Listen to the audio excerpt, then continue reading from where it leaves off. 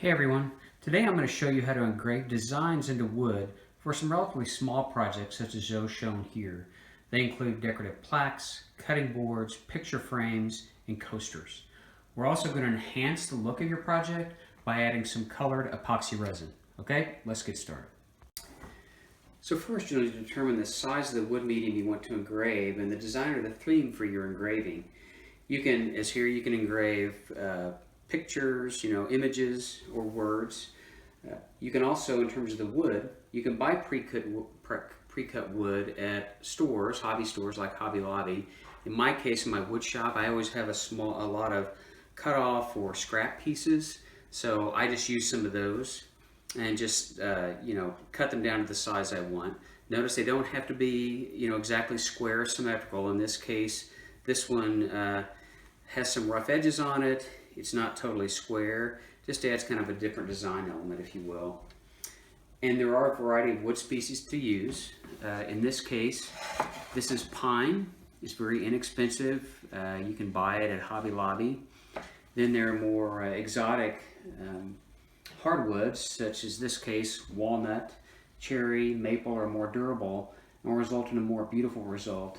Just note these wood types are a little more expensive.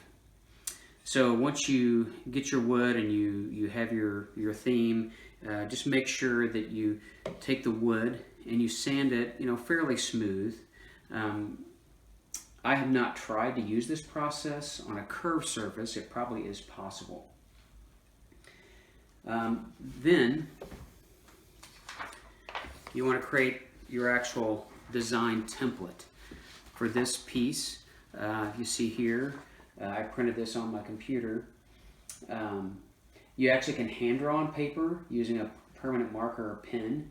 It's much easier to find digital images online and use a document editor such as Microsoft Word to choose from a wide variety of digital fonts to create words and phrases. Create a digital template in Word. It allows you to print your template directly onto your printer. It is preferable when you're doing this to use black printer ink versus like grayscale or colored ink, just to ensure you have a high visibility template that's dark so you can see it as you engrave. Okay. Next, I'm going to show you how to actually cut this out and apply it to your board so you can start the cutting process. So here are the steps to apply your paper template to your wood piece prior to engraving the wood. The first thing I do is, as you can see here, I've chosen my design. I've printed it out on computer printer paper. I've made sure it fits the surface of my product well. In this case, I have 3 different sections to this. What I've done also is this was initially printed out on one piece of computer paper. I've cut away a lot of the blank areas of my template on the paper. I haven't cut away all of it. And if you notice, I don't trim it exactly up to the perimeter of my design. I leave some room to make sure I provide some surface area to apply it to the wood. So anyway, I've done this. The next step is I'm going to use some spray adhesive. This can be bought at Home Depot. It's DAP multi-purpose spray adhesive. The other thing I did is I aligned this on my board and I used blue masking tape to tape it down. Okay. What I'm going to do now, and I'll do this in sections, is I'll fold this over. The tape allows me to keep it in alignment with where I want it. Okay. Now what I'm going to do is the first step is I'm going to go ahead and spray some of this adhesive on the back of this paper template. And I'll do it for the other 2 as well. So we'll start here. Basically just a light coating. Try to make sure you hit all the spots. Don't get it too heavy. So I'll do that. Then this component, I'll do the same thing. Okay. This one, same thing. The tape again helps keep it aligned to the board. Okay. Doesn't take a lot. Okay. So the next step is let's take this one first. What I'm going to do is I'm going to slowly just kind of move it back over the piece, fold it back over, and then use any kind of a straight edge to help me evenly just push it back down onto the wood surface. Okay. A couple of runs with that, so that will keep that one down. I'll do the same thing with this one.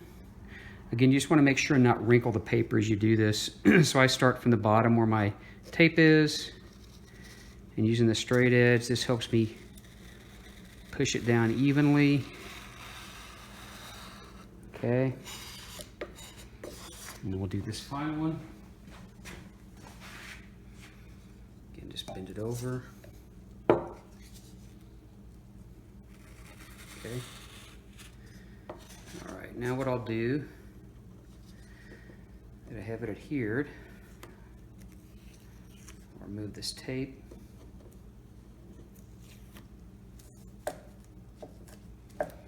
This way I can just make sure to do one more pass with my straight edge on these.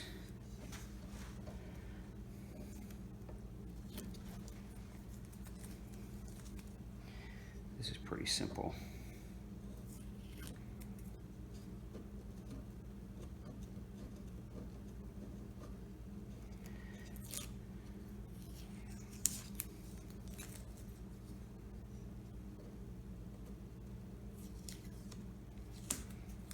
Go. Now what I will do is just again take my straight edge again, just make sure, go over it one more time, make sure I've got all those corners pushed down evenly. This stuff adheres really well. Okay. The next step I like to take is to use some clear packaging tape and just apply an additional layer of protection over the top of this. And the reason why I do that is, and I'm going to show you later when we start engraving, this router base that our Dremel tool fits in to help us guide our engraving, it has some edges on it here that my fear is if I use it just like this without putting this additional layer of protection here, it might cut the paper. And the last thing you want to do is for this to tear or to pull away as you're doing the engraving. So I'll show you here what we do real quick. Again, just start at the top.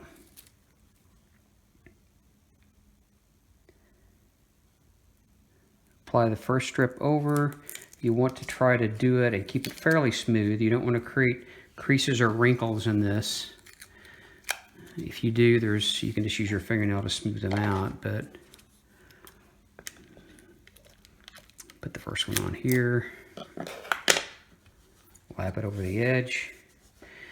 Then the next one, same thing. You're going to continue doing this and just as many strips as it takes to cover the entire paper template. Try not to overlap the pieces of tape. If you do, it's not a big deal, but again, just create multiple strips of tape over here until you're finished. So now that we've secured our design template to the wood by gluing and putting the tape on it, you're ready to start doing the engraving process. And this is the fun part. I'm going to show you some of the basic tools you need, and then we're going to talk about safety, which is real important in this case, as it all is in many cases when you're doing woodworking projects.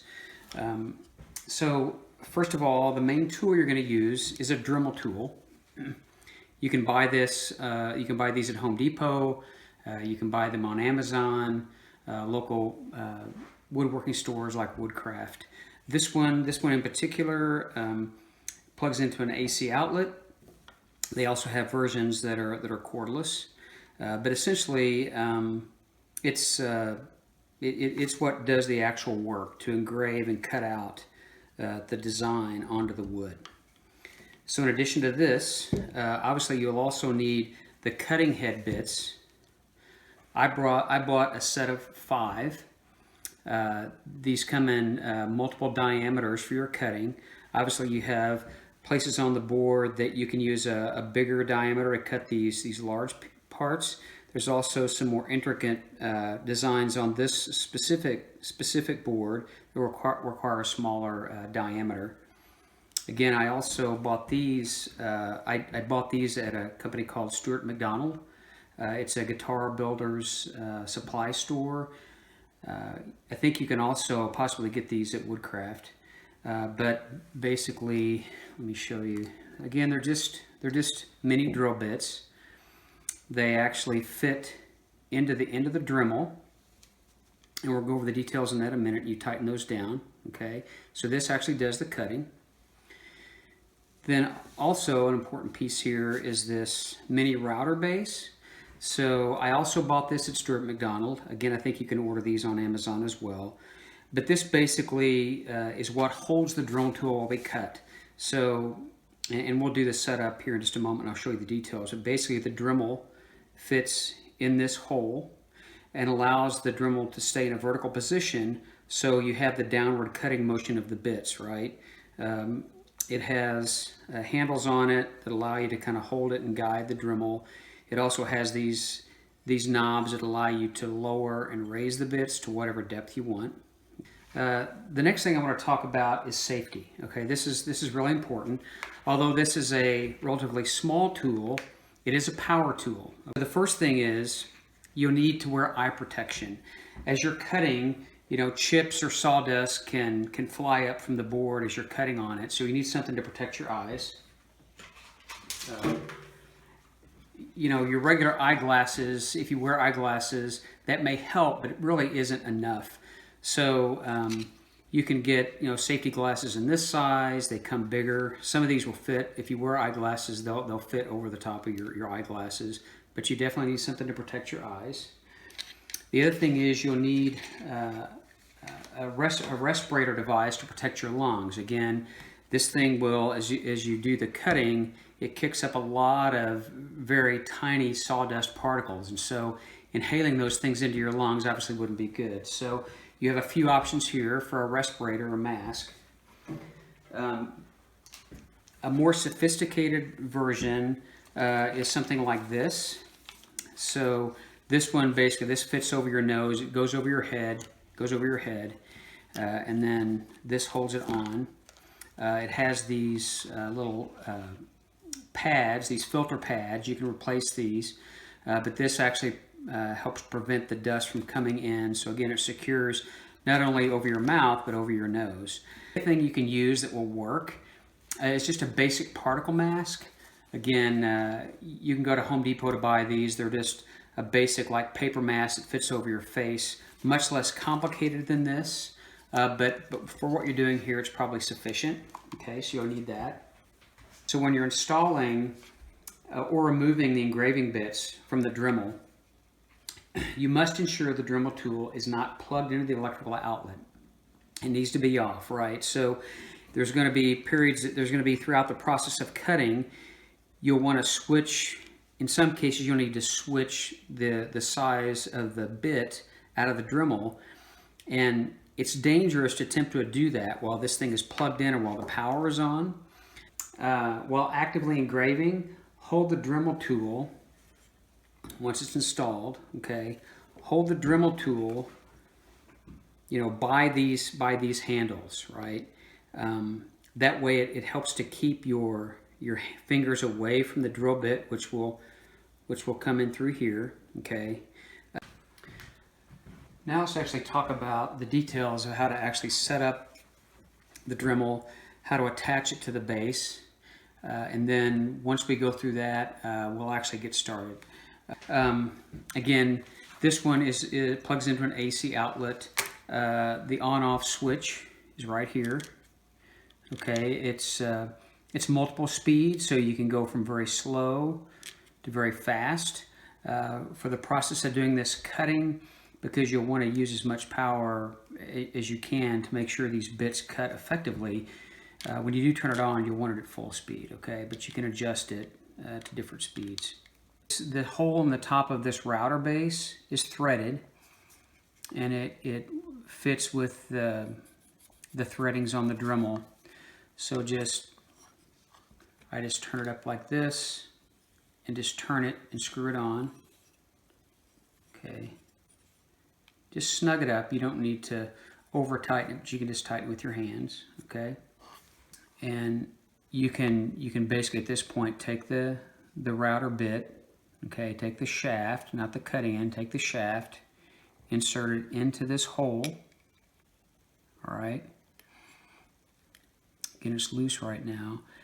At that point, you can just hand tighten the bit, okay, and then I'll show you how to raise and lower it using these adjustment knobs. Take your wrench and tighten it further down and make it snug. You want to adjust the depth of the cutting bit to 1/8 inch or less. Okay, so what I mean is, and I don't know if you can see this. I'll try to set this up so you can do it. If you turn these wheels, when I turn it this direction, it's actually lowering. What it's really doing is it's pulling the base up so it exposes the bit. So this way it lowers the bit for cutting, and then you can turn it back this way to raise the bit up so it doesn't cut quite as much, okay? So, like I said, regardless of what bit you use, if you lower it and try to cut deeper than 1/8 of an inch, it makes it hard. The deeper it goes, sometimes the harder it is to guide it, okay? Especially at the speed this thing goes. So that's why I recommend don't cut any deeper than 1/8 of an inch. If you're going to do that, you probably need to make one pass at 1/8 of an inch or less, and then if you need to make a second pass, lower it again, so that way you're not cutting as much wood each time, okay? So again, use these wheels to lower and raise. Now you're going to ask, okay, well, how do I know? How do I measure and know how deep it's going? Basically, what you can do is take a straight edge, right, or a ruler, put it against the base of this, and just see how deep you have the bit going. So, if you feel like you have it too deep or not deep enough, just lower, go deeper, measure it, right? If you realize you've got it too deep, just pull it back up, okay? And then once you have it where you want it, there's also these tightening guides here, like on the handles, these vertical tubes. You have to loosen these to raise it up as far as you can go, but then once you get it to the depth you want it, just tighten these down. Okay, make sure the wheels aren't moving, that they're tightly secured, okay? Again, the instructions for using the router base are actually, it comes with a booklet that describes it, but get this snugged back up, okay? So it's that way so it doesn't move back and forth. Once you start cutting, you don't want your bit to move up and down. So again, snug it up here, and then also use the wheels to tighten it the way you want it. So now that we're ready to start engraving, the first thing you want to do is secure the workpiece, which I have here. I want to secure it to a table. So I have an old table in my garage that can take a lot of wear and tear. And so what I'll do first is, I have a piece of just plywood here, small piece of plywood. I'm going to actually secure it to the table first by just using a couple of these clamps. These are handy to have if you don't have some of these. Just I'll put a couple of those here. Okay, so that'll hold this steady from moving. Okay, so the next thing I want to do is I want to take my workpiece and I want to secure it to this surface. A couple of ways to do that. You can use more clamps, or the easier thing to do in this case is to use the double-sided tape we talked about earlier. So again, we're gonna engrave on both sides of this board. I'm just gonna show you the one side first, but to secure this to this board, the easiest thing to do is just take some double-sided tape. Again, I get this, it's like masking, it's heavy-duty masking tape, two-sided. I get it at Woodcraft. Just put a piece of that on each corner of your board, your workpiece. Okay, just do that.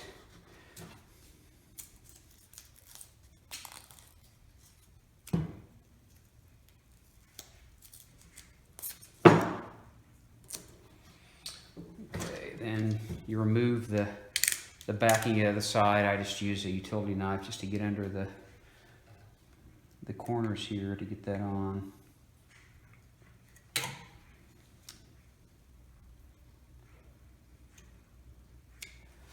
So you just lift off the other side.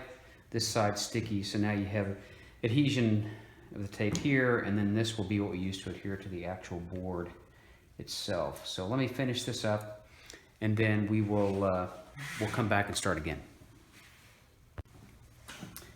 Okay, so just finishing up, getting this double-sided tape ready. So at this point, I have my double-sided tape here. What I'll do is just turn it over and just put it back down on this surface and just press it down. And again, it grabs pretty quickly, okay? So now this is ready to go, it's secured, and we'll start setting up our Dremel. I've now secured my Dremel tool into the base, as we talked about earlier, the router base of the tool. So it's secured in here. At this point, I haven't lowered the bit deep enough to do cutting. I want to talk to you first just about the basic process of some things to think about as you start to engrave, okay? So essentially what we're doing is we're using our pattern that our design that we put on our board. We're basically going to use the Dremel tool to trace around, just almost like you're tracing with a pencil, you're tracing around these lines, right? Where you're cutting, okay? And as you cut, the other thing to consider, you can just cut on these outlines, okay? In this case, because this design is so thick, see on the deer's head and the duck bill, so thick, we'll trace around first, everything, and then we'll come back, and because my drill bit obviously can't do everything in one pass, once we drill around and trace around all the black, then I'll come back probably with a bigger bit, and I'll just cut everything else out in the middle here, and you'll see it as we start, but consider that. The other thing is, again, because my design has elements that are going to require different size drill bits, I'm going to start first with, let's see, I'm using the 3 3/32 bit. It's the second largest bit I have in my kit. I'll use it first to do the initial tracing, and then probably what I will do is I'll switch to this bigger 1/8 inch diameter bit to allow me to cut out all the large spaces so I can, get more done with each pass. And then I'll change again to an even smaller bit, because on these small ducks, you notice they're a little more intricate. So I'll go to one of my very smaller, probably my smaller bit, which is a 1/16, so that I can cut those out. I'm going to use my ruler to measure and make sure that the bit protrudes about 1/8 of an inch beyond the base of my router, okay?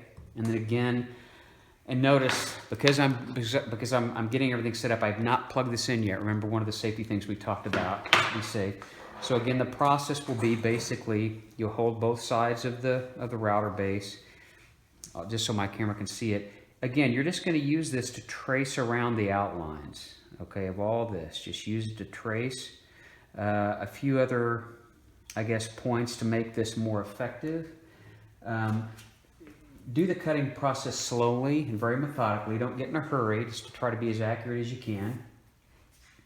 I would also suggest, if this is your first time doing this, I would start with a practice piece. So before you start the board that you really want to end up with the design, I would just take a scrap piece of board, cut out some simple little design, and practice a few times until you get the hang of it. I think that's a good idea.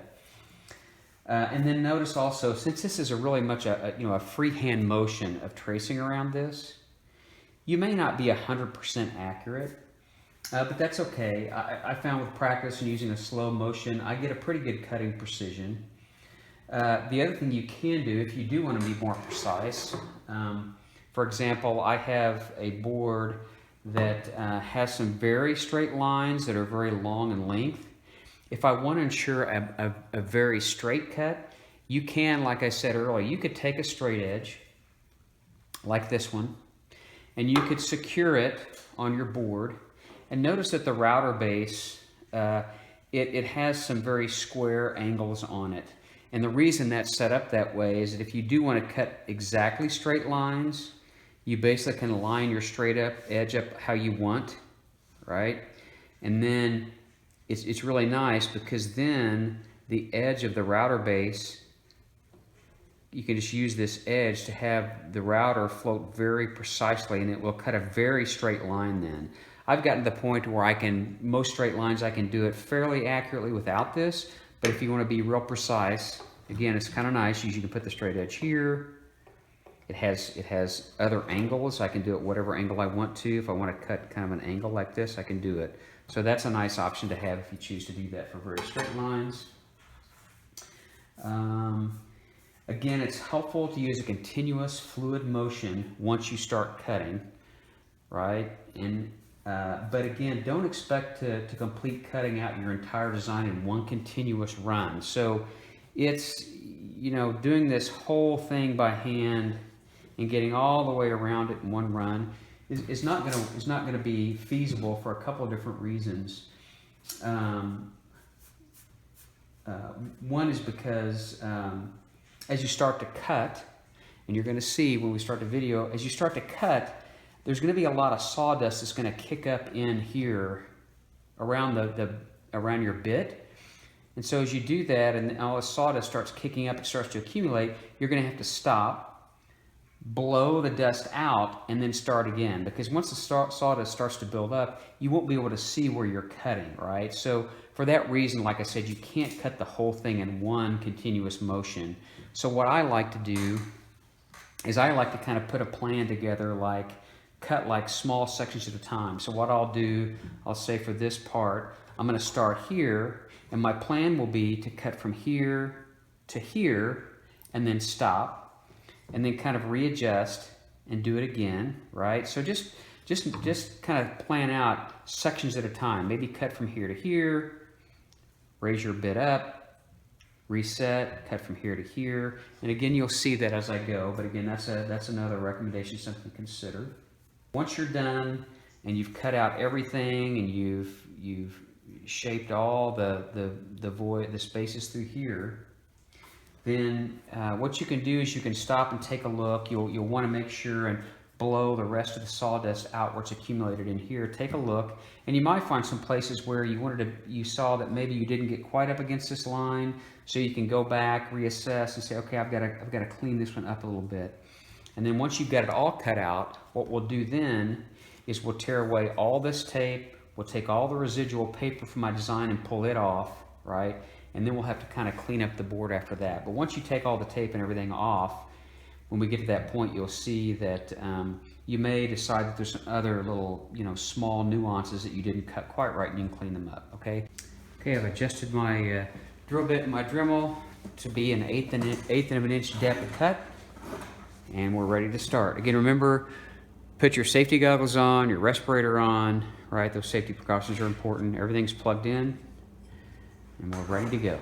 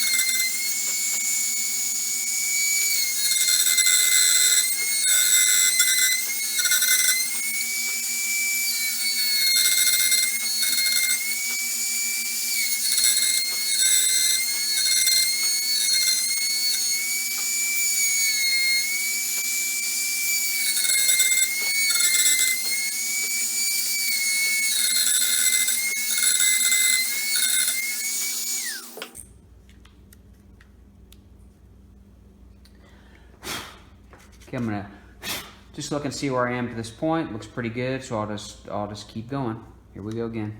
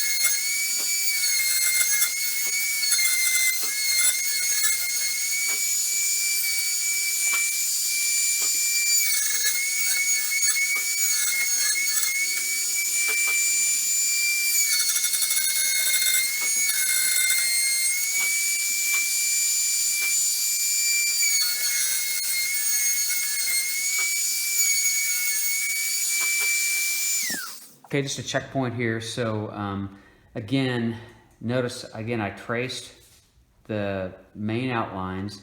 Then for these thick areas, I came back and I cut out everything else, right? See how that opens up?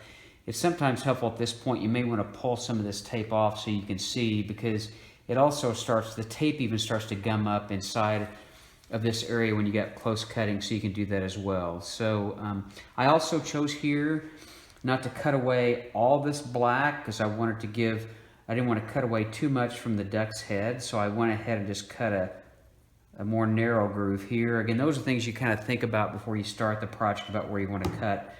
I'll go ahead and cut out the rest of this black here and in the bill, and then for the eyes and this small section here, I am going to change my bit at some point because I don't want to get too wide or too deep. I want to try to follow the design as much as I can, okay?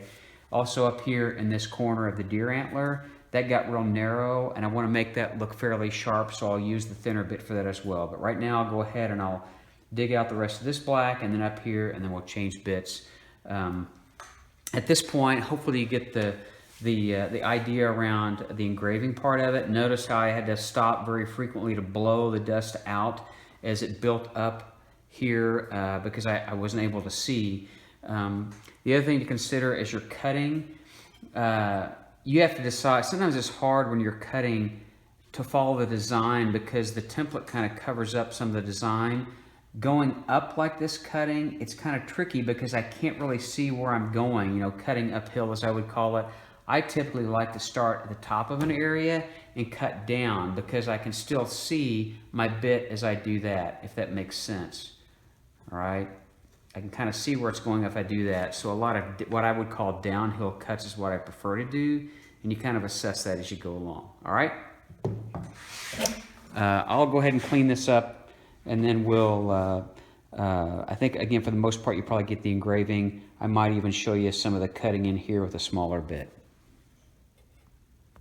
So up to this point, all the cutting I've done with our Dremel engraving tool has been done freehand. But for these coasters I made, I wanted a very round, recessed area to cut out to set your coffee cup or a cup of iced tea in like this, right? So it's a recessed area. So I'm going to show you how to do that. It requires kind of a quick template to put together to cut out and create this recessed area for this. I'll show you how to do that next. So the first step is I'm taking my workpiece. I put double-sided tape in the bottom of the piece on the four corners so I can secure this now down to my working area, my work surface. So we'll just put it here. That will hold it down. Okay. So then I also, as we talked, you know, I actually need to create the diameter of the actual circle that I want to cut the depression here where the cup will go on this cup holder. So I took this cup, the diameter of this met my needs. It's like 3.5 inches, 3 5/8 I think. Put it down where I wanted it on the board, traced around it with a magic marker. So there's my circle. Then after you find the center of the hole, because I need a pivot point for my cutter, so what I've done is I took a drill bit, drilled a small hole in the center,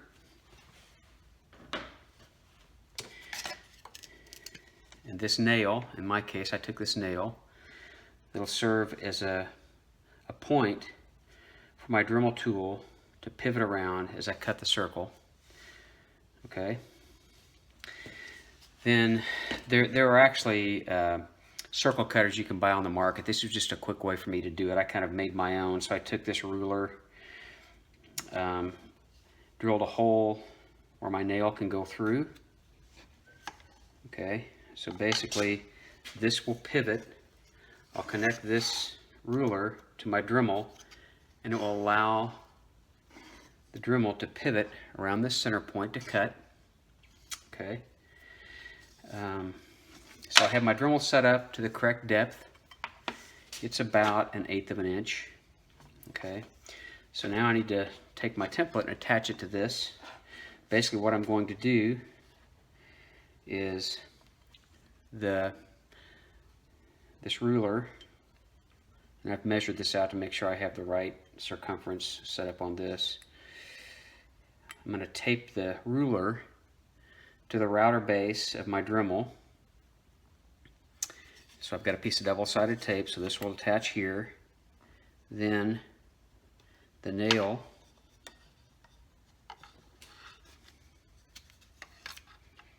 will set within the hole that I've cut in the center.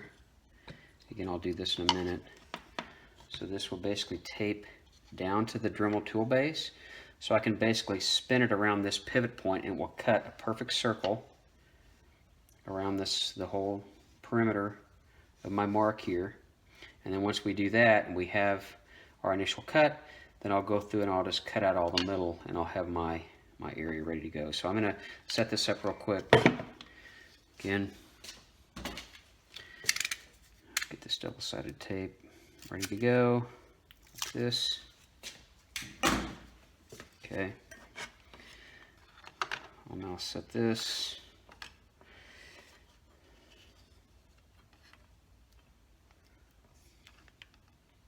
Here.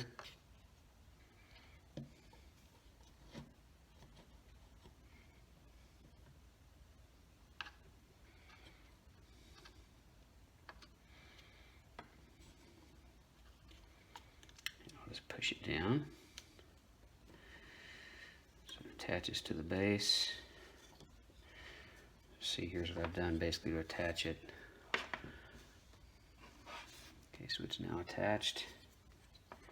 Make sure that's down tight. Okay.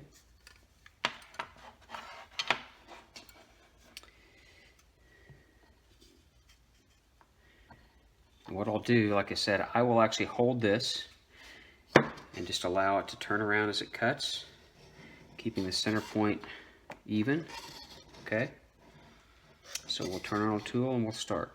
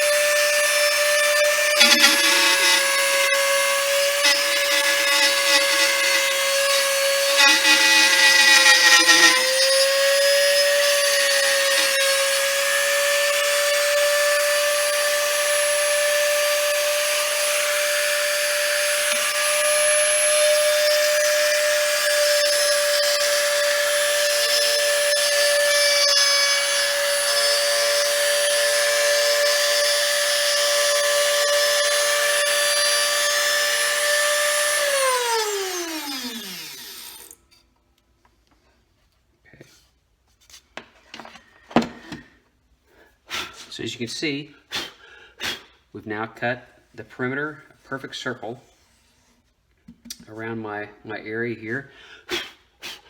Blow out that dust, so it's a perfect circle. Great. All right. Notice I also had taped the top of my board here with this blue masking tape. That way, as the tool turns around, these sharp edges on my router base don't cut into my wood and mess up the finish of my board. Okay, so I did that. You don't have to do it, you just have to resand, but this allows me to keep this nice and not have any scratches on it. So the next step is, I'll set this up, I'll basically remove my ruler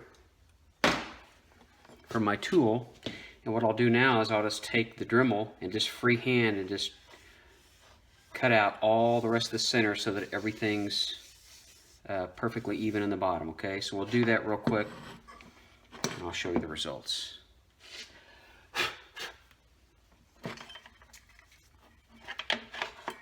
Again, just go slow, be safe, make sure you have your eye safety wear on. It'd be good to have a dust mask on. But I'll just start here and cut. The thing that you have to remember though is as you're doing this, what I like to do is I'm going to cut one side first. I want to make sure the router base has a flat surface at all times to rest on, right? So I get the same depth. So I'll just cut like the half here, right? And then I'll move over and I'll cut the rest of the half. This way I ensure that I've got some surface area all around for this router to ride on. Okay, this will take just a few minutes. I won't show you all of it. We'll start to show you what it looks like.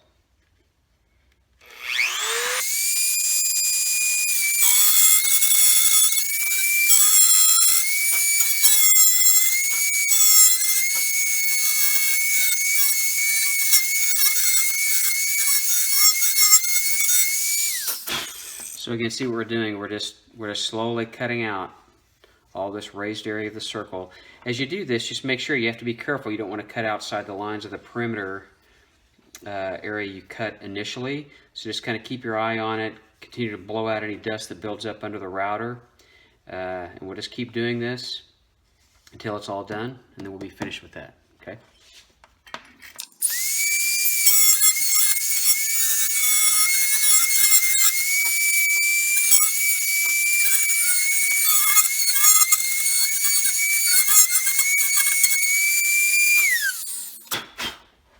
Okay, I have 1/4 of it done. I'll finish doing this off camera and we'll come back and I'll show you the rest here in a few minutes. Okay, as you can see here, I finished. I cleaned up all the rest of the inside of this. So it's all cut out at this point. You're gonna have to go back now. What I'll do is I'll go back and I'll have to sand this because it, you see there, there's just a few marks where it cut a little bit deeper in some places. And I'll just sand that all flat with just a manual piece of sandpaper. Okay, so I'll do that, clean that up, and we can take the tape off, and then we'll be ready to put our image or our personalized phrases over here on the right for our coaster. Okay, thanks. At this point, the engraving step is complete. You can see that we're finished here. I think it turned out really well. The thing that I didn't show you is that when you're done, there's going to be some residual paper from your template and some glue left on the board, and you're going to have to clean that up. You're going to have to scrape all that off or sand it off. I use a combination of card scrapers. These are handy little tools. Here's a couple of examples of these. You just sharpen the edges of these and then just use them to scrape across the board, and that helps take the glue and the tape off. I had the benefit of having a large drum sander that I could run this through in about 5 minutes. It sanded all of the residual paper and glue off. You may not have a tool like that. So again, a combination of sanding blocks, even an electric hand sander like a palm sander is very handy. But again, you are going to have to get all the residual paper and glue off in order to move on to the next step. Okay. So at this point, you could actually just leave the board like this. You could put a coat of varnish on it and just leave it this way and move on. What I'm going to do is I'm going to show you how to add some color and a little more beauty to the project. So we're going to go through a process of using epoxy resin, which is basically liquid plastic, and we're going to fill all these voids with a colored epoxy.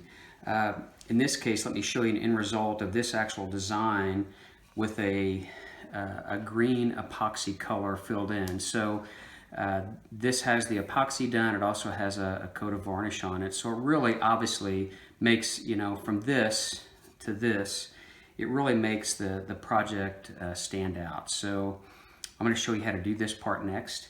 The first step that you need to do, because this epoxy is a little bit messy, I'm going to take some blue masking tape, and I'm just going to tape all the areas of the board that don't have engraving, okay? And that helps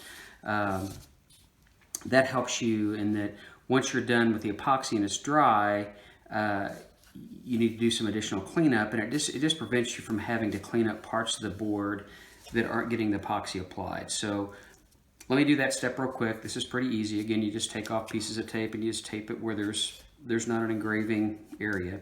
So I'll do that and we'll come right back and show you how to start the epoxy part. So here's the result of taping off the project after I've engraved it. Again, just blue masking tape. I just fill in the main areas of blank space on the board with tape. Don't worry about getting in these small areas here. That's probably overkill. But again, just to prevent having to do a lot of cleanup after you do your epoxy pour on these areas. Okay, so that just simplifies the cleanup. All right. Okay, so let's talk about the supplies you'll need to actually do the epoxy, applying the epoxy to your project. And first, we'll talk about the main ingredient, which is epoxy resin. So there are many manufacturers of epoxy resins on the market. I use this brand. It's called System 3. I paid about $40 for this. I ordered it on Amazon. You could buy it at Woodcraft. And this product goes a long way for the size of projects we're doing here. You can Google epoxy resin on YouTube. You'll see a lot of instructions on how to use it for projects like this, how to use it for very large projects. But again, this is the one that I've chosen to have good luck with. The product typically will come in 2 bottles. So again, what we're talking about here is basically liquid plastic. This bottle is the actual epoxy, or the plastic, if you will. It's designated as Part A, and that's going to be pretty consistent. You're going to have a Part A and a Part B to this epoxy thing. So Part A. The second bottle is Part B, and it's the actual hardener. Okay, so we're going to actually end up mixing these 2 things together. The hardener allows the plastic to dry. The ratio of mixing these 2 things together, again, it depends upon the product that you use. This System 3 is a mixing ratio of 2 to 1. So you use 2 parts of Part A, the resin, and 1 part of Part B, the hardener. And I'll show you the supplies that we're going to use to do that so you can measure it out appropriately.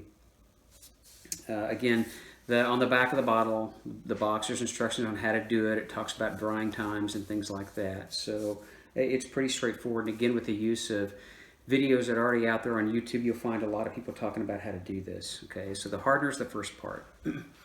Okay, the next part we'll talk about is the actual the pigments that you mix in to this mixture to provide some color to your board. If you remember the example I showed you earlier, we used a green color to fill in. It looks really nice. You can again buy these from different manufacturers online. I've bought some of these from Amazon. I bought some from Woodcraft, and again, they come in different colors. I'll just show you some that I've bought. This product, Transfest, I bought at Woodcraft. It's just 1 color per bottle.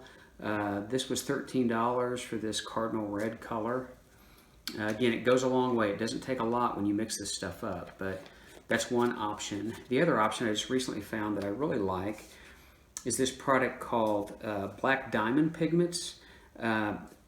Very nice. They have kind of an iridescent color to them once you mix them in. The thing that's cool about this, I bought this sample pack on Amazon. It came with 10 different colors. It was $17. And again, because this stuff goes a long way, you can use this for, I probably could create probably 20 of these plaques with this stuff. So again, it comes in several colors. We're going to use this green color today. You can even, and I'll show you this too, you can even mix some of these together as you go if you like to get different shades. But again, the pigments are an important part of what we're going to do here as well. And then let's talk about, just real quick, some of the mixing supplies you're going to need once we get started. So, I'll show you here. So you're going to need several things. One, you're going to need these small mixing cups or something like this that has a measuring mark on it. These are essentially measuring cups like you'd see on cough syrup, but you can buy them in bulk. I bought this pack of probably 50 on Amazon. Wasn't very expensive, but you'll need these to measure out the appropriate portions of both the hardener and the resin. So you need some of these small cups. You'll also need some kind of something to mix the epoxy with once you start kind of combining the ingredients. I just use these basic popsicle sticks. Again, I bought these in bulk on Amazon for next to nothing, so you can buy them at craft stores as well. So you need some mixing sticks. Then in order to actually, once you have all the ingredients mixed together, you'll need something to actually pour the resin onto your project.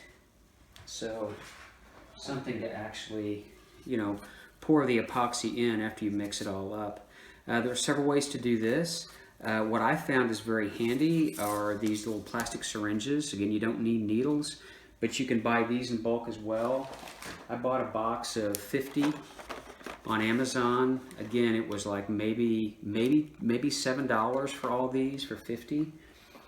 These are nice that once you mix in all of your ingredients together in a larger cup like this, I failed to mention this. You can use like either red Solo cups or these small plastic cups.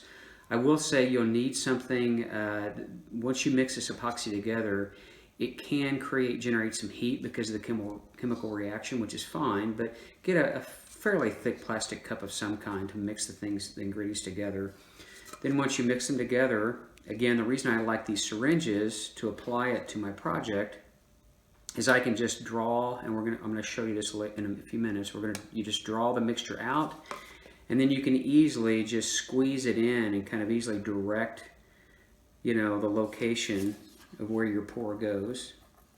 The other thing you can do is once you mix everything together, you can pour the mixture back into one of these small cups and just pour it in as you go. I've used small spoons to do it, but again, just something to apply it once you want to apply it to the project itself.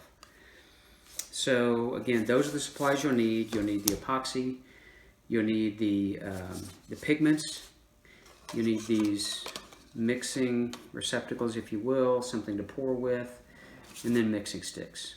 Okay. The other thing I will talk about here real quick before we start, and then we'll actually start the process, is just kind of other prep and safety precautions. If you have any kind of skin irritations and stuff like this, you may want to wear some kind of gloves. I don't have any problem. It doesn't irritate my hands, but that's not a bad idea to use gloves. You might consider wearing safety glasses just in case some of the mixture splatters. You're not going to be doing anything really vigorous with it, so that's probably not going to happen, but if you're conservative and you want to do that, you can. The other thing is you are going to make a little bit of a mess here, so it's again, for your setup, I do this on a piece of plywood with some cardboard on it. I have on my table, I have drop cloths on the top, also some underneath, just in case any of it spills where I don't want it. So just something to keep your work area safe. And then I would just have some damp rags and some small towels on hand to clean things up as you go. Okay? So those are the supplies. Next, we're going to actually do the actual mix and start applying the epoxy to our project. So one other thing I wanted to share with you, you do have some options on how the end result of your epoxy looks once you pour it. And what I mean by that in particular is, in this case, on this design, I poured this epoxy, and I poured enough epoxy so that the epoxy flowed over or outside of the actual engraving. And that way, when I sanded it off, the epoxy is now flush with the top of the wood, okay? It's not recessed in, it's just totally even with the top of the wood. The other option is, and I'll show you how to do this, on this side, if you can see it, see how the epoxy actually is kind of recessed below the surface of the wood? It just kind of gives it a kind of a depth, kind of a look of depth versus just a flat look. So I'll show you how to do that. Again, you have some options of how to do things like that. But at this point, let's start doing our epoxy mixing so we can pour. The first question you might ask is, well, how much epoxy do I need? And again, it's kind of a guessing game at first. It's probably better to mix up a batch where you have too much versus not having enough. Because if you get in the middle of your project and you're pouring and you run out, then you have to stop, you have to go mix more, and understand that the hardener, once you start pouring this stuff, because the hardener's in it, you only have a certain amount of working time before the epoxy starts to dry and become hard. I think it usually starts to gel in about 30 minutes, this particular brand I have. So anyway, just kind of plan things out, because again, as you start to pour and get it filled, it is going to harden start to harden within 30 minutes, and then it'll totally cure in about 12 to 24 hours, okay? So for this specific project, again, in my mixing cup, what I'm going to do, just because I've done it with these small boards, I've got these milliliter measurings marks on my cups. I'm going to pour, remember it's a 2-to-1 ratio, so I'm going to pour 30 milliliters of the plastic first, okay? And then I'll mix some epoxy in, so we'll start there. And then once we do put the hardener in, because you only need half the amount of hardener, because we're going to mix 30 milliliters of the epoxy resin, we'll only need 15 milliliters, or half of the hardener, okay? So let's start that process now. All right, so I'm going to, first thing I'll do again is I'll take my part A. All right, and again I'm going to pour it till it reaches the 30 milliliter mark at the top. Okay, so I've got that. Just in case, I want to make sure this stuff doesn't spill after I use it, so I always put my lids back on. Okay, so I've poured that. Now I'm going to take this, I'm going to pour it into my large mixing cup. Okay. And I want to make sure I get all the residual out, so I use these popsicle sticks, again, that help us with our mixing. I'm going to get as much of that out as I can.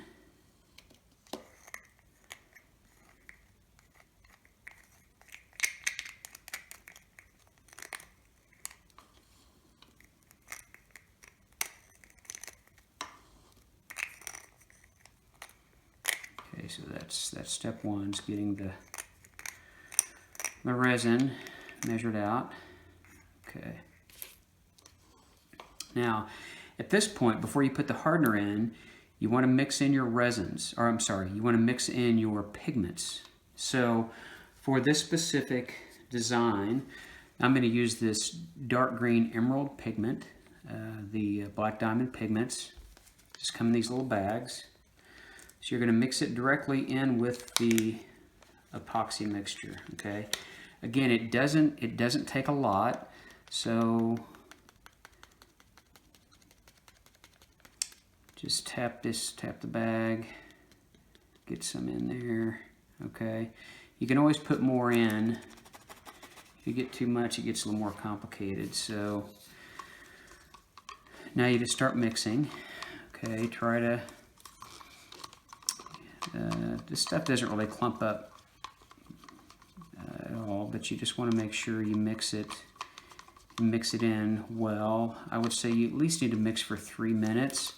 So like after I mix it, I just kind of use this process of rolling my cup.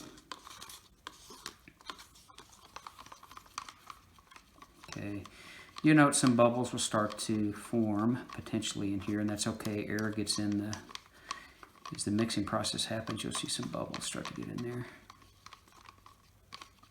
Okay, looks like to me I might want a little more color, so I'll put just a little bit more in here. All right, keep mixing here.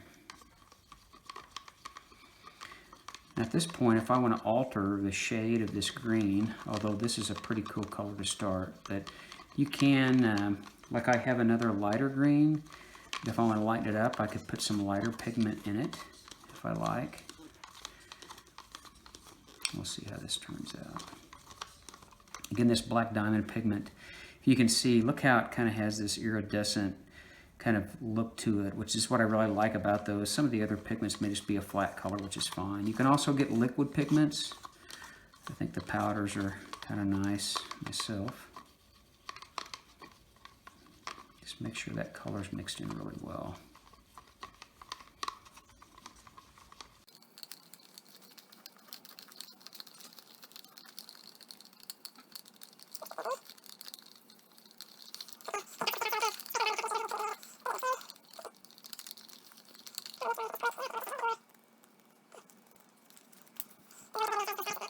let's now mix in our hardener.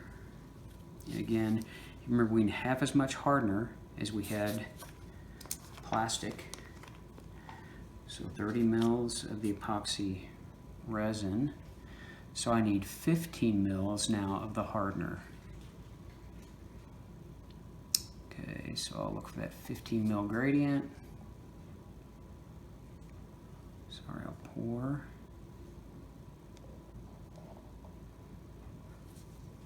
Okay. It's kind of an amber color, but it will, if you don't put any pigment in it, it will just dry like a clear color. But so I'll put the lid back on to prevent the mess.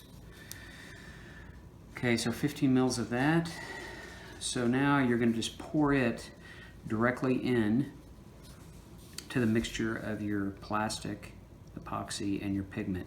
It's real important to make sure that you don't wait to mix the pigment in after you've combined the hardener, because at that point, because of your drying times and the working time you have, you'll create some complications. So make sure you mix the epoxy resin with the pigment first.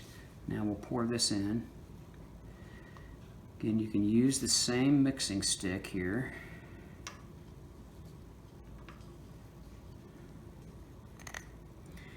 If you don't use enough hardener, your drying time will change. In fact, it may not dry. So it's just make sure you try to get it, you know, a 2-to-1 ratio on this mixture the best you can. Clean out the cup pretty well here.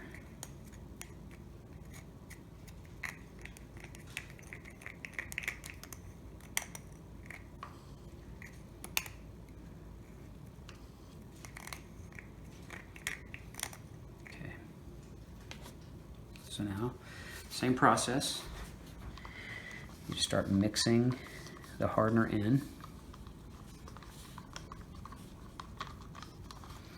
Again, I like to kind of roll the cup, scrape the sides, make sure you've got all that, and just mix. Again, you need to mix for probably at least another, just to make sure the hardener's good and mixed in. Let's say a good 3 minutes.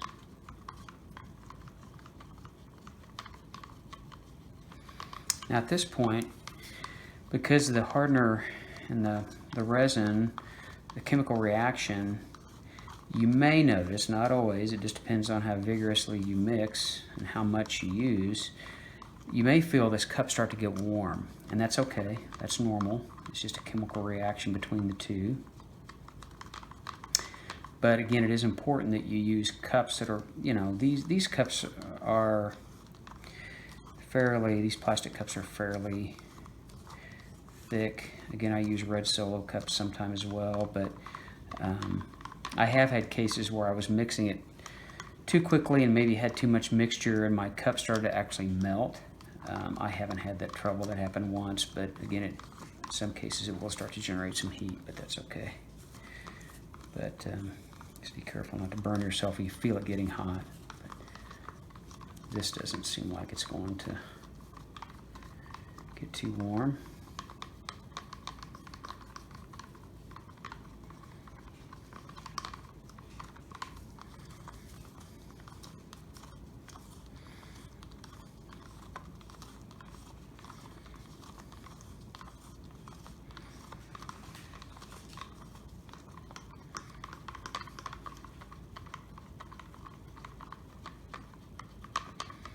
Again, make sure you run your mixing stick on the bottom of the cup too, just to make sure there's nothing that's not getting mixed up on the bottom.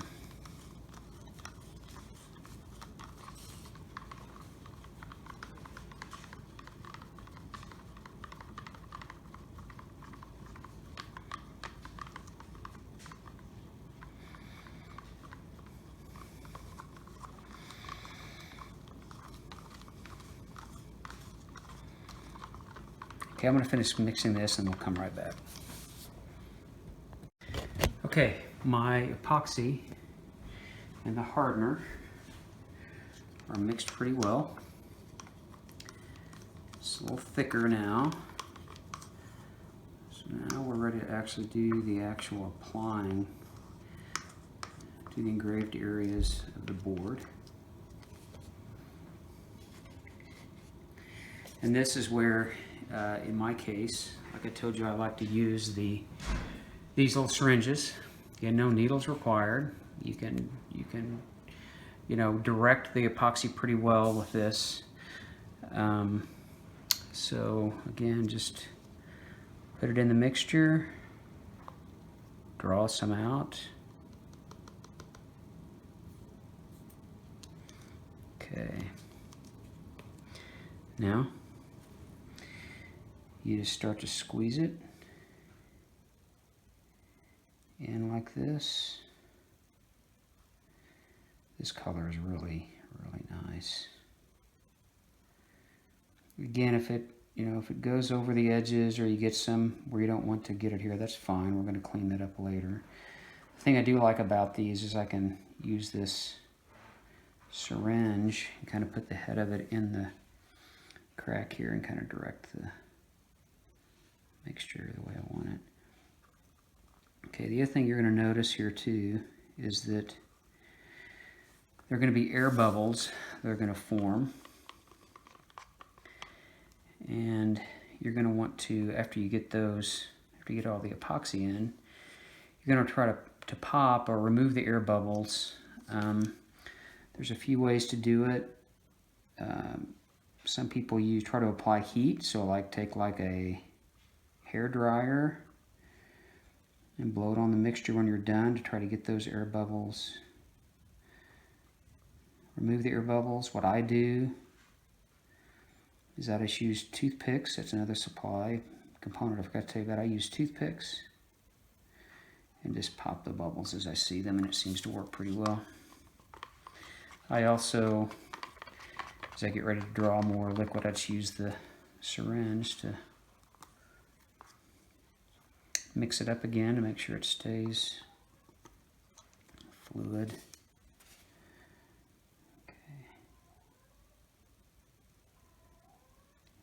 Kind of fun to do.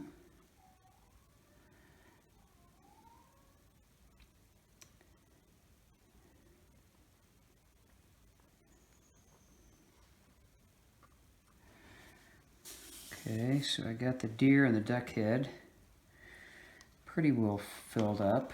I'm going to make sure I have enough to put in these smaller little duck figures here. I'll make sure I have enough to put in there. Again, it doesn't have to be perfect. This does self-leveling, so as you start to put it in, if you have enough, it'll start to level itself and fill up the little spots there.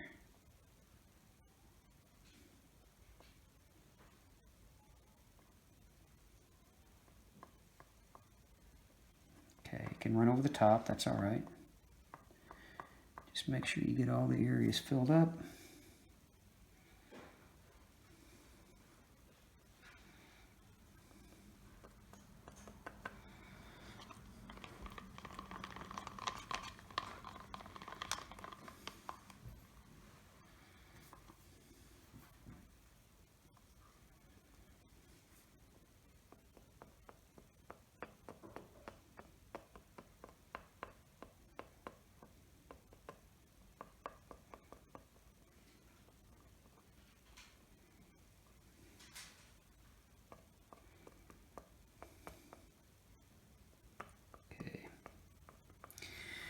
Now it looks like if I wanted, remember how I told you if I want the epoxy to be kind of recessed below the surface of the wood, I probably have poured enough. If I want the epoxy to come up and be even with the top of the board, you want to overfill like I did with these ducks. Okay, I think I'm going to pour just a little bit more in here.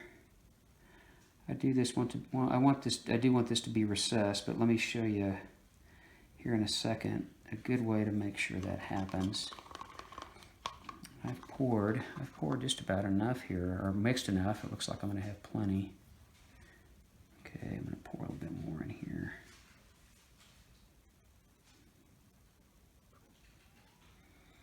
Now you can probably start to see some of these bubbles that are forming. And And we should have time to clean those up.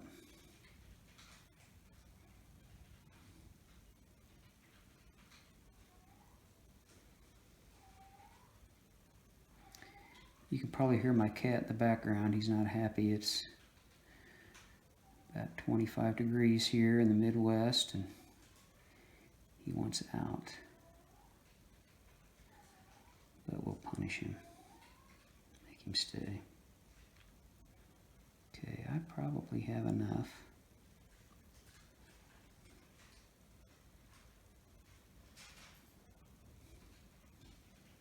Okay. So, let me show you real quick how I take care of these air bubbles. I've tried the hair dryer thing to generate some heat in it, and I can't get that to work very well, but probably just doing something wrong. So I just take it, try to find the bubbles, just pop them. The big ones anyway. You can kind of move this stuff around, that kind of helps. But we're going to do something here. We'll get rid of some of it because I do want my epoxy to be recessed a little bit below the surface of the board. What I'll show you here in a minute will help us do that. Okay. Again, I chose this green color because this is like a hunter's, if you're into hunting, this is kind of a hunter's design. This is the duck head is, it's kind of a mashup of, the duck head is the logo for the Ducks Unlimited organization. This deer head is a logo for Browning Firearms. It's a manufacturer of shotguns. And they kind of put the two together. So this green, it's kind of a hunter's green, if you will. Okay. So I got some of the bubbles out. So what I'm going to do here next is show you a way, because I do know that I have, at this point, my mixture is running a little bit above the top of the board. So what I can do is I'll just take this mixing stick and I'll just use it to kind of level out. I'll just scrape it across the top here and just move all the residual epoxy that I don't want out of the way. That's another reason why putting all this tape on here is great, because when I do this, I don't have to worry about, having to clean all that stuff up. I just drag all this excess epoxy off to an area of the board that has the tape. Okay, and then when it's dry, all I do is just pull the tape off and don't have to worry about cleaning up all that excess epoxy here. Okay. Again, you see what I'm doing here. If I don't want the epoxy to run below the surface of the wood, I wouldn't do this.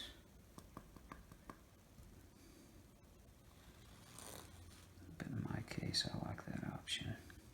Okay.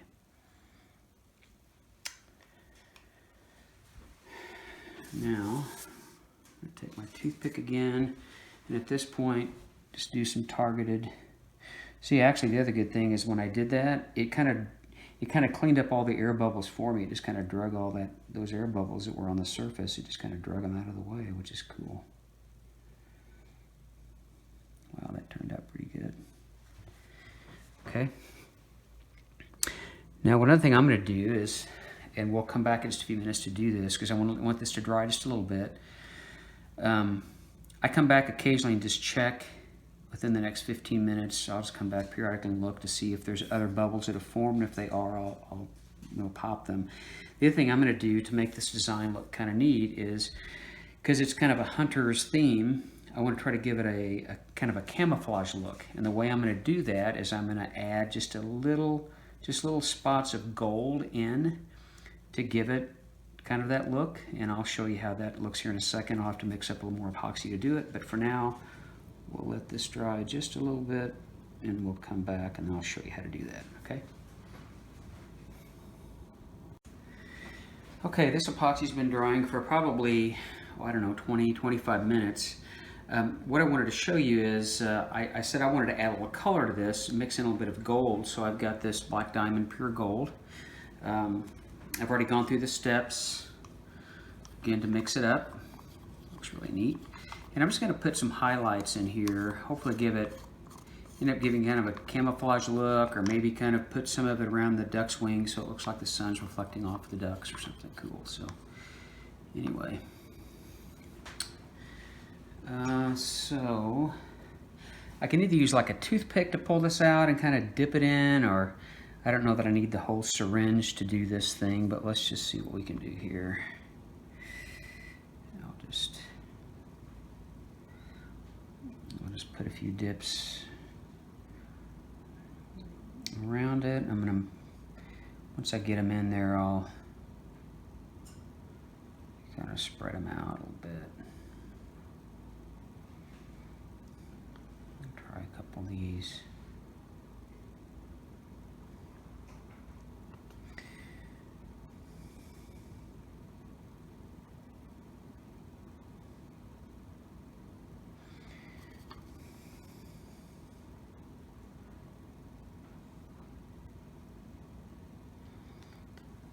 I think probably the syringe would be a little bit too much. Okay, let's try this now. I'll just take a toothpick, kind of spread those out. You can kind of make,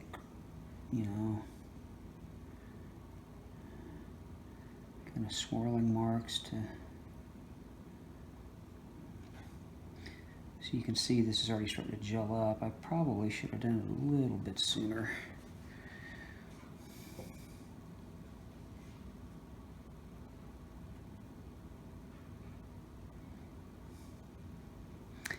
And you may not be able to see this on the video because it is fairly subtle.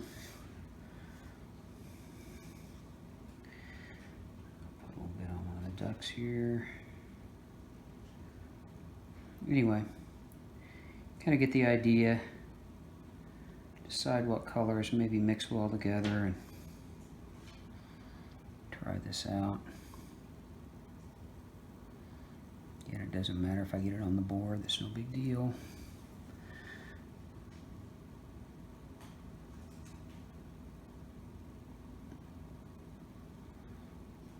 Even pick that up, put it in there.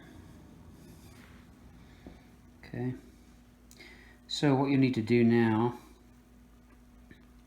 this will need to dry, all of this, probably 24 hours would be best. Make sure it gets good and hardened, and then what we'll do is once it's all cured, then we'll come back, we'll take off our tape, and we'll clean up the board with sandpaper and put a coat of varnish. All right, we'll talk to you again here in a little bit. So our epoxy is dried on our project about 24 hours. As you can see, I've already taken off all the tape. There's nothing, I didn't want to video that. That's pretty simple. You don't need to see that. But again, what's left at this point are just, we've got to go out and do some sanding to remove some of this epoxy that's outside the lines of our engraving. So turned out good. I like the way that this gold showed up in the green, kind of gives it kind of a camouflage type look, I think. So we'll go out, finish some sanding, come back in, and I'll show you the next step. There are several methods you can use to clean up your project after you've applied the epoxy to get this extraneous epoxy off, places where outside of the voids of your engraving. The least expensive, but probably the most hard way to do this is to just use manual sanding methods. So use a combination of sanding paper, get like a sanding block like this. You just take, probably in this case, like 100 grit sandpaper, wrap it around it, and then just manually sand it. In addition to that, as you're sanding. You can also use these card scrapers that we talked about earlier. You sharpen these up, and then you just manually just scrape the excess off. That's one way to do it. Another way, kind of a step up from that, is to use a electronic sander, like a random orbital sander like this one. These you can buy at Home Depot. I don't know, they're probably $100 or less, probably less than $100, $50 maybe. You get these sanding discs that go on the back.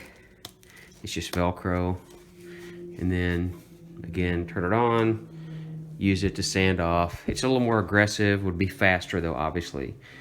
The easier way, and the way that we're going to do it in the interest of time, is to use my drum sander. Okay, this is obviously a more expensive option, but I have these in my shop because I do a lot of woodworking. Basically, this device has a big roll, a big sandpaper roll on it. Has a conveyor on it. You turn on, you just run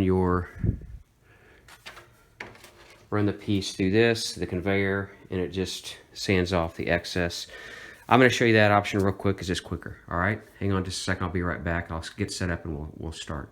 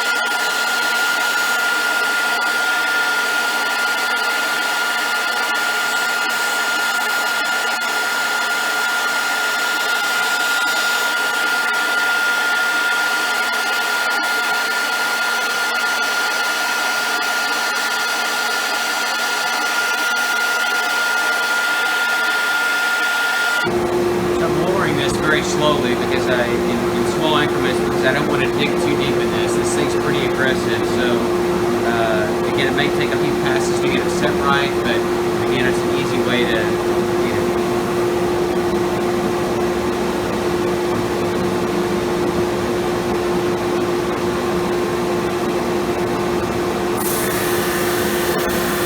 So our sanding step is complete. All the extra epoxy is now off.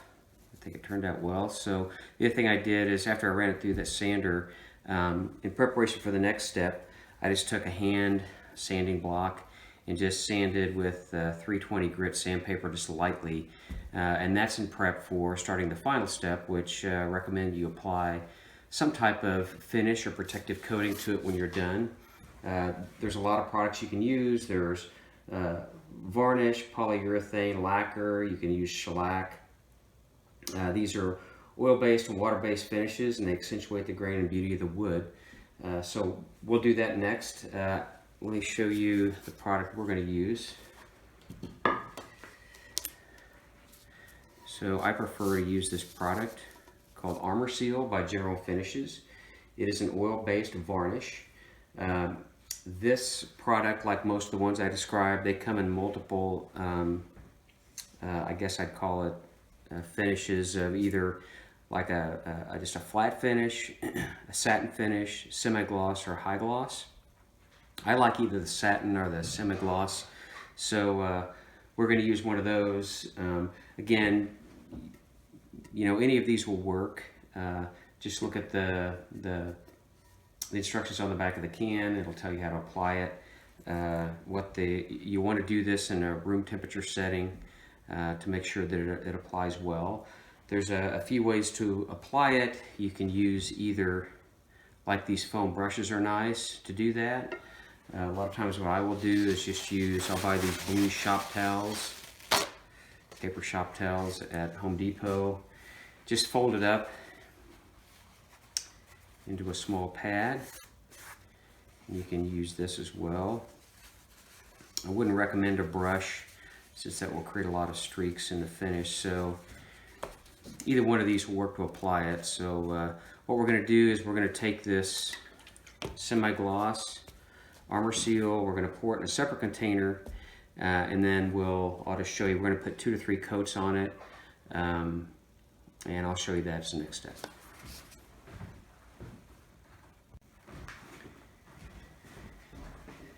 Okay, so we're ready to put our first coat of varnish on. Again, open the can, make sure you stir this well.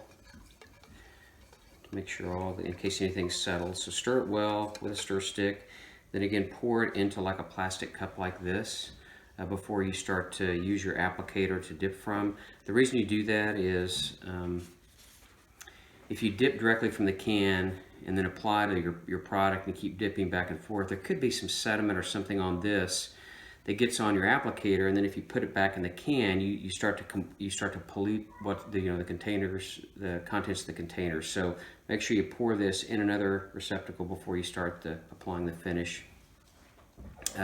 I also like to set the piece up on some kind of blocks or some small. I have these little wood decorative pieces that I've got that I just set them up there. That way, you can coat the top as well as the sides. Okay. Again, either this type of applicator works. You can also use these foam brushes that are nice. Again, you just dip it in there like that. You don't need a lot on it to start. I probably needed a bigger container, obviously, to do this. You're just going to go back and forth.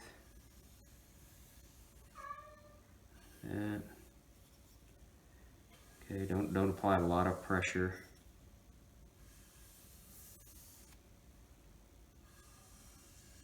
Okay, that's all you need. Don't back brush a lot with this varnish. It will start to create streaks if you do that. Again, so we've applied this first coat. You'll let it dry between 12 and 24 hours before you apply the next coat. What I'll do once this first coat dries, in fact between all coats I will, when it dries, I'll take about 320 grit sandpaper and just lightly scuff over the top of it. You'll find some, after you varnish it, you'll find maybe some small nubs and you want to smooth it back over. So just lightly sand between coats. So we've got this one done. Again, I forgot to I'll do the sides here as well. Okay.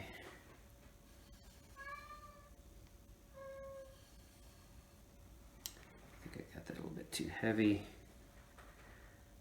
Do this. Okay, that's all it takes.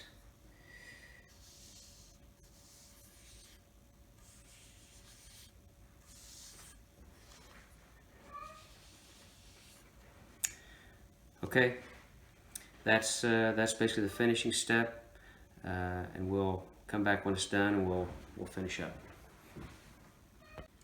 So there you have it. Our final coat of protective varnish has been applied to this piece. I think it turned out really nice. Again, the varnish provides a protective coating. It also really makes this unique grain of this elm really pop. It really accentuates that. One final thing on this kind of an additional step for these decorative plaques. I also want a way to allow the person that's receiving this gift to display it. You could either hang it on a wall by just putting, a picture hanger on the back. In this case, I've chosen to make some bases, some stands for this one. Again, because the bottom of this one is curved, it can't stand alone on the base. So what I had to do was I actually drilled a hole in the bottom of this, took a walnut dowel, cut it to the right length, inserted it in the bottom. Then I took a piece of walnut, cut it to size, used a router round over bit to make these edges nice and smooth, and then cut this mounting hole in the top. So essentially what we'll do next is this will fit in there like that, and the person receiving this will be able to sit on a desk or somewhere and it will stand up. I think that turned out really good. I like the way that stands up there. Other mounting options I've used for these plaques In this case, this one has a very square bottom to it. So what I did was I used magnets to actually apply it to this base. I could have actually taken a screw and just drilled up through the bottom of this and permanently attached it, but I thought in this case for this gift I'd give the person an option of either mounting it on the base, or they could actually pick it up and put it on an easel or hang it on a wall. So what I did here was I used rare earth magnets. You can buy them online. They're very strong, kind of super magnets. What I did was for the base, again, used a Forstner bit. Okay, I measured in a line where I wanted these to set up. Used a Forstner bit to cut the holes in the bottom of the wood. All right, and then I used super glue to glue the magnets in. All right, like that. You just have to make sure they align to the plaque and the mounting base, and then they really nicely just attach, and they stabilize and stand well. Another option for this one, Kansas City Chiefs plaque, it only had a design on one side, so for this one I just went to Hobby Lobby and bought a simple little easel stand. You can just set it on there like that. That's fine to set on a desk. Okay, and the final thing, real quick, we'll show you is I also, for this particular design, I didn't want this to slide around on the desk, so I just went to Woodcraft and bought these little rubber stoppers and just glue them on. That way they won't slide. And then for the coasters, since I do want, you know, these to be able to move around a little bit, but to keep them from being too slick or damaging the surface of like your table, I just cut out some cork, took some double-sided tape, taped those on there. So although they stay fairly firm, you can slide them around a little bit, okay? Hope you enjoyed my video. I know I'm not a great video production guy, but I hope this gives you enough information for you to do the same thing. Like I said, you can either create plaques like this, you can use engraving to add personalization to like a cutting board or to a picture frame. So a lot of different options here, and these make great gifts. Leave your comments below on the YouTube video and let me know what you think, or if you have any other suggestions, or you may have done this yourself and you have some ideas that you can share with the rest of the group. All right, thanks.